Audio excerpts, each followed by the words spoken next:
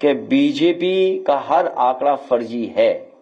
याद कीजिए नोटबंदी में क्या कहा, नहीं हुआ, व्यापारी बर्बाद हो गया। और अभी नई तरह की लड़ाई चल रही है। कानपुर में सभी कारोबारी कानपुर छोड़ करके जा रहे हैं।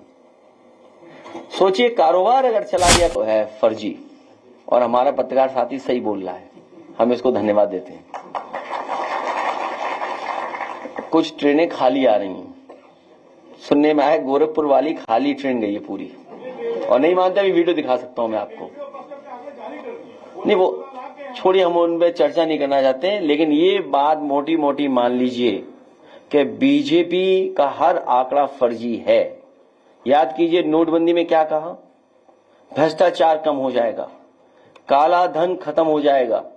आज बताइए भ्रष्टाचार कितना बढ़ गया, पत्रकार साथियों से बेहतर कोई नहीं जानता होगा। और इसी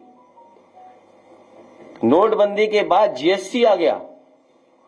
जीएसटी से बताओ व्यापारियों का नुकसान हुआ कि नहीं हुआ, व्यापारी बर्बाद हो गया। और अभी नई तरह की लड़ाई चल रही है। कानपुर में सभी कारोबारी कानपुर छोड़ करके जा रहे हैं। सोचिए कारोबार अगर चला गया कानपुर से, ये कारोबार तो ला नहीं पाए। याद कीजिए इन्होंने कितना बड़ा आयोजन किया था, इन्वेस्टमेंट मीट। इन्वेस्टमेंट मीट का तो कुछ हुआ नहीं, कोई इन्वेस्टमेंट स्टेट के पास नहीं आया। लेकिन जो कारोबारी पहले से थे, जिनका कारोबार हो रहा था, चल रहा था, वो कानपुर छोड़ करके जा रहे हैं, लखनऊ छोड़ करके जा रहे हैं। ये इनकी जीएसटी वसूली और इनके भ्रष्टाचार की वजह से छोड़ करके जा रहे हैं। जब ये खबरें और लोग जानेंगे तो जो उत्तर प्रदेश में इन्वेस्टमेंट करना भी चाहते थे, वो इस तरह की लूट और बेईमानी के बाद कोई भी यहां पर इन्वेस्ट करने नहीं आ रहा है। और सोचिए झगड़ा क्या है, झगड़ा पता नहीं क्या है।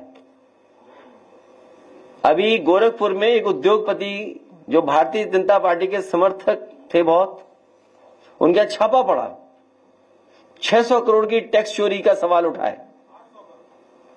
200 करोड़ बढ़ा देते हैं।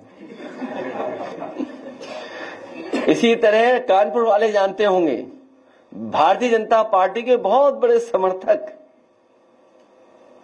उनके यहां भी छापा पड़ा।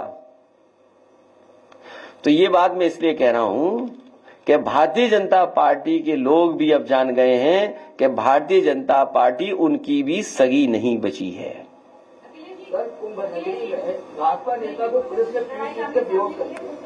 वो मैंने ट्वीट कर दिया, वो एसटीएफ का सवाल है।